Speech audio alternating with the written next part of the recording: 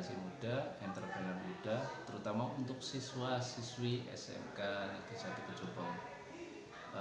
Saya akan mereview nih salah satu teman kalian masih bersekolah, punya prestasi pendidikan, punya penghasilan sendiri, ya.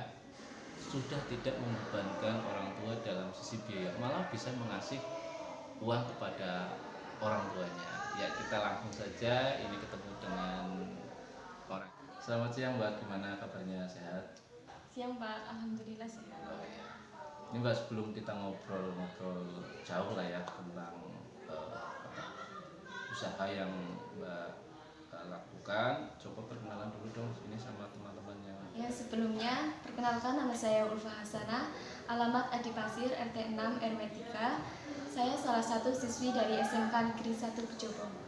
Ya, ini Mbak Ulfa ini salah satu siswi ya di SMK Negeri 1 Kejopong. Apa sih yang membuat kita coba untuk mewawancarai Mbak Ulfa?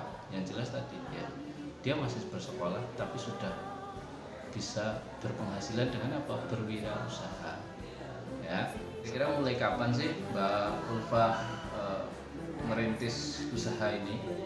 Kalau mulai itu dari kelas 10, terus waktu itu kayak cuman iseng-iseng ngilangin gabut gitu, daripada itu ibaratnya nggak ada chat kayak gitu kan, jadi aku posting terus itu nanti ambilnya itu dari orang lah kan, biar jadi ada chat masuk kayak gitu, jadi nggak gabut. Ada nggak waktu pertama kali masuk ke SMK informasi dari sekolah bahwa sebagai generasi muda itu harus bagaimana, ada nggak info tersebut? Ada, bahwa SMK itu kayak nggak harus cuma bekerja, tapi juga bisa berwirausaha kayak gitu. Seperti itu ya. Kemudian itu kan waktu di kelas 10 mulai ada gambaran ya, ada gambaran mau berwirausaha. Kemudian di kelas 11 dan 12 ada nggak mata pelajaran yang mendukung usaha Mbak Ulfa ini? Ada, kayak produk kreatif Kewirausahaan ya. kewirausahaan. Apa sih kira-kira yang diajarkan di situ sehingga mendukung usahanya Mbak Ulfa ini? Ya di situ kayak promosi barang, terus kayak cara kita menggunakan sosial media yang ibarat dimanfaatkan dengan baik kayak gitu. Ya. Jadi di SMK Negeri 1 Kejopong ya, ketika anak-anak masuk di sini itu sudah kita bekali dengan entrepreneur ya, bahwa lulusan itu tidak hanya orientasi kerja di industri, tapi juga mereka kita bekali wacana mungkin melanjutkan juga. Banyak alumni kita yang melanjutkan ke perguruan tinggi dengan yang ikatan dinas, kemudian juga dengan berwirausaha, dan ini sudah salah satu dibuktikan dengan Mbak Ulfa ya. Di kelas 11 ada mata pelajaran produk kreatif dan kewirausahaan. Dia ilmu teori dan prakteknya diserap, kemudian bisa dipraktekkan ya Mbak ya, sampai menghasilkannya ya. Untuk produk sendiri apa Mbak kira-kira yang dipasarkan? Kalau itu untuk produk itu banyak, kayak fashion, tas, terus sepatu dan lain-lain gitu kan. Banyak ya. Kemudian untuk pemasarannya? Waktu itu pertama kan aku itu ambil dari orang. Nah tapi aku berpikir kalau misal kayak gini terus nggak ada perubahan, aku juga pengen kayak mereka yang lihat yang di atasnya aku itu sukses gitu. Nah terus aku tuh kayak bangun open reseller terus, nah sampai sekarang udah kurang lebih 500 reseller. Wih, mantap ini ya. Anak-anak dia itu membangun lewat media sosial ya. Jadi berjualan yang kira-kira lagi laris, lagi trending, dia bangun reseller. Sekarang sudah punya reseller itu sekitar 500 orang ya. Itu yang siap memasarkan produknya Mbak Ulfa. Ini luar biasa ini Mbak ya. Pasti ada kendala lah ya, kendala baik mungkin dari sisi waktu, kemudian dari sisi biaya dan sebagainya. Itu kira-kira kendalanya apa sih dari kelas 10 sampai 12 ini saat Mbak Ulfa berwirausaha, kemudian cara mencari solusinya itu bagaimana? Waktu itu pertama kendala itu dari orang tua. Jadi orang tua itu bilang nggak usah itu ngurusin itu dulu, fokus sama pelajaran gitu. Terus waktu itu kayak aku itu mau stop gitu, nggak workshop lagi. Tapi aku juga berpikir uang dari workshop itu kayak lumayan, bisa buat jajan, bisa buat apa kayak gitu. Nah terus aku tuh pengen membuktikan bahwa aku itu bisa menyeimbangkan antara bisnis aku dengan pelajaran. Lah waktu itu, waktu pengambilan rapot sempat itu kayak bapak aku itu lihat buktinya sendiri, aku masih bisa peringkat 1, masih bisa mempertahankan. Gitu ya. Wih. Ini ya Nana ya.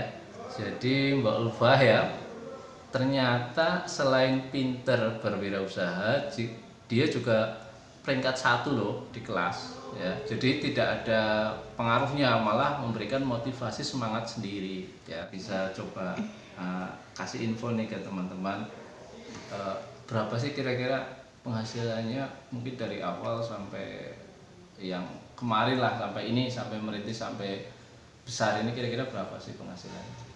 Jadi sebelumnya itu yang namanya usaha itu udah harus spontan langsung sukses kayak gitu. Jadi aku juga harus merintis dari awal. Lah awal itu aku cuma modal 500.000. Jadi per bulan, per minggu itu aku cuma kayak untung 100, 200, 300. Tapi semakin banyak kayak customer, reseller pada masuk, jadi alhamdulillah minggu kemarin aku bisa mendapatkan laba bersih 8 juta dalam 1 minggu. Wih, 8 juta ini anak-anak ya. Kalau 8 juta buat Pak Guru itu penghasilan berapa ya? Jangan dibayangkan. Yang jelas lebih banyak Mbak Ulfahnya ini ya. Itulah, jadi seorang berwirausaha itu akan memiliki keuntungan lebih besar dari seseorang yang mungkin notabene hanya bekerja untuk orang lain. Cita-cita Mbak Ulfah ini setelah lulus dari SMK Kejobong mau apa sih kira-kira?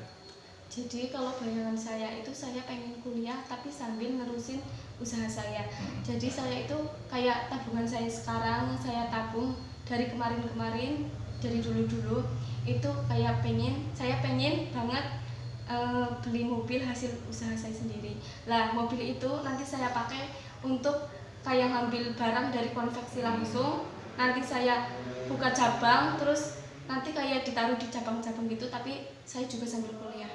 Itu ya, wis top markotop nih pola pikirnya ya. Jadi tidak hanya berhenti begitu aja, tapi orientasi berpikirnya itu memang seorang berwirausaha itu harus maju, lebih maju dan lebih maju. Ibaratnya orang lain itu baru bangun, dia sudah jalan ya, orang lain baru jalan dia sudah lari. Nah itulah salah satu yang dimiliki seorang entrepreneur ya.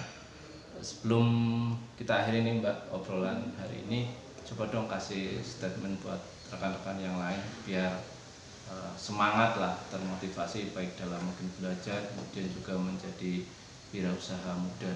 Kira-kira apa sih pesan dan kesannya buat teman-teman yang lain nih?